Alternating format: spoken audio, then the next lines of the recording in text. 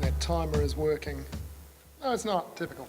Thank you very much to the Electoral Commission for the opportunity to speak here today. I'm already feeling a bit like an imposter for a couple of reasons. Firstly, because I'm part of a panel which apparently is about people working at the coalface, but as has already been alluded to by Mr. Documentary Maker, is it possible to get further away potentially than the academic office that you occupy when you're doing research? And also the very committed and busy people here as well.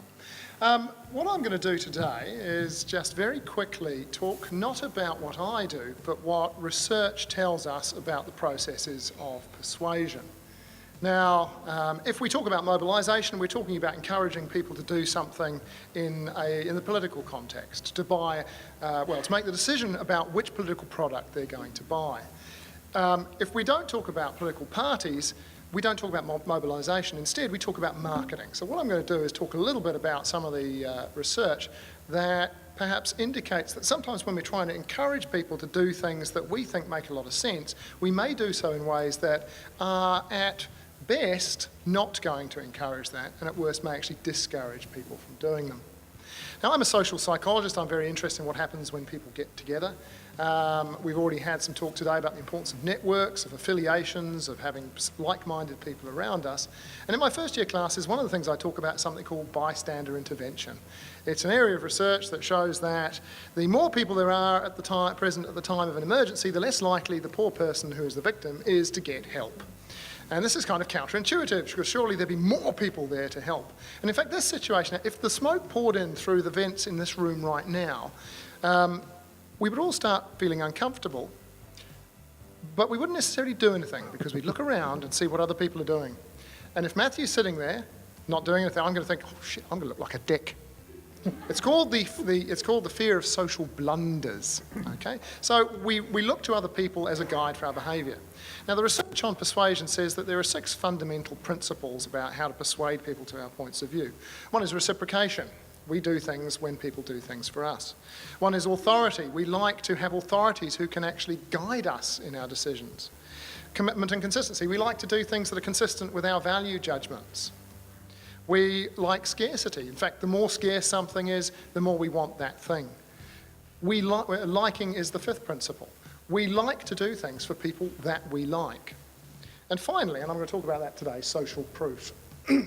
Now, Colleen Jlott, who's actually one of the United States' most famous writers of infomercials, made a small change to a series of infomercials broadcast on American television that led to a shattering of the 20-year records on the purchase of products. It was as simple as, at the end of the infomercial, changing the stock phrase, operators are waiting, please call now, to if operators are busy, please call again.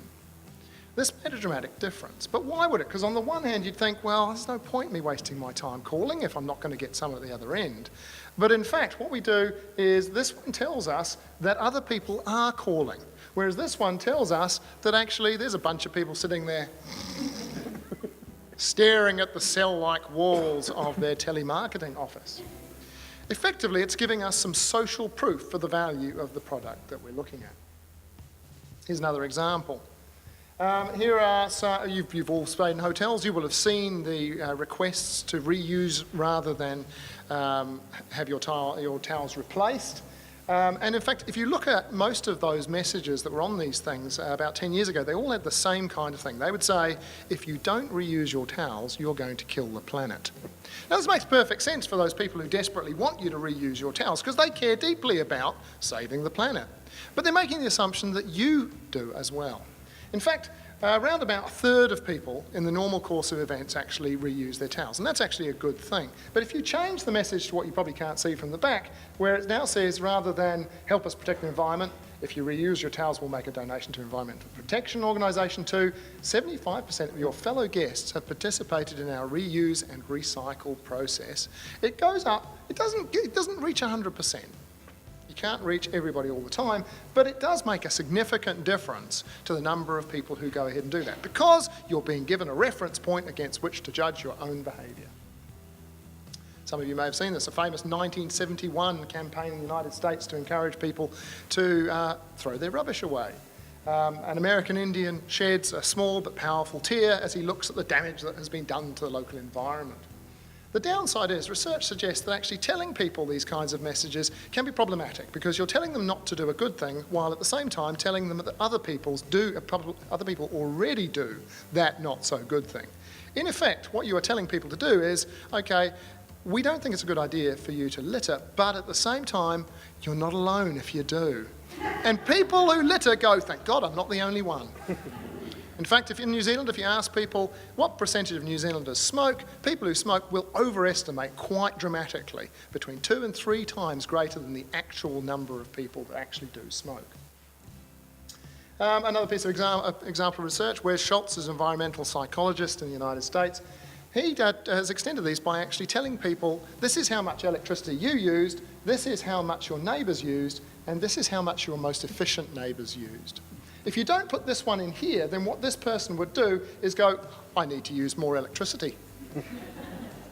So actually, you either give them a smiley face to say this is a good thing, or you compare them to some slightly dodgy group. What is an efficient neighbour, for example? Someone who's just more efficient than you. And it's at that point that I shall end. Thank you very much for your attention.